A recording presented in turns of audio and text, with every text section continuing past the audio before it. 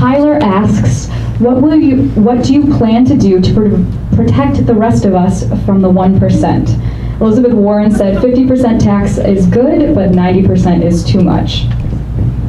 I believe in a progressive tax system because those who, in the top 1%, the top 5% in America, have built their wealth on public goods. The greatest wealth in this country is on the backbones of our judicial system, our infrastructure, our school system.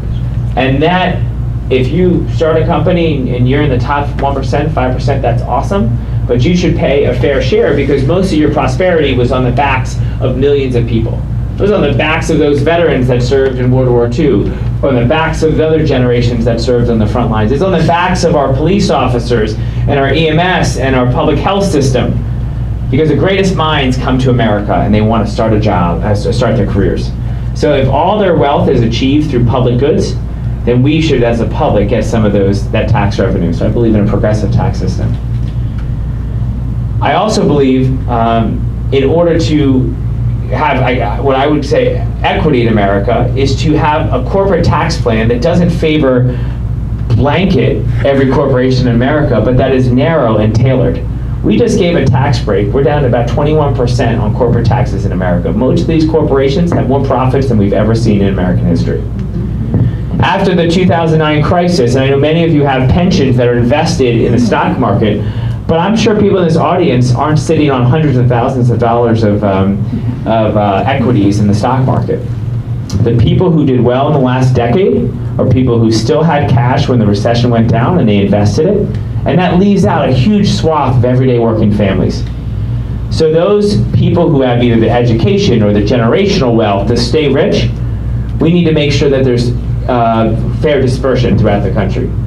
And I talk to some wealthy people every now and then. Some of them live in our district. And many of them believe that they should pay a fair share. We need to balance this idea of you can get ahead and you can spur innovation and we don't drive out every millionaire from New Jersey with good investment in schools and roads. If people can't buy things in America, then the economy won't do well. So if you own a business that sells something, you want to make sure middle class and working class families can get ahead, can pay for college, can afford to go on a vacation and spend disposable income. I don't think people realize how tight it is right now for families with healthcare and car insurance and college tuition. 20-somethings, I mean 20-somethings are moving into apartments, putting walls up that aren't supposed to be there to share rent to even have a life that they don't have to go back to their parents' house. Raise your hand if you've heard of a story like that. That's the new future we're in.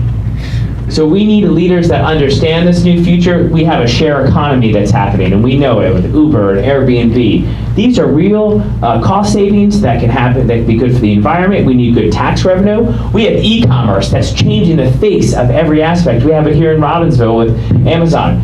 That some people say Amazon's, Darth Vader. Some people say the Amazon is the greatest thing since sliced bread. Amazon is here. Lead, follow, or get out of the way. We need to accept this changing economy, and we need leaders that can adapt to this new economy and have the right public policies that acknowledge this changing economy. That's what I can offer when I go to Washington to make sure we have a great economic system for everyone.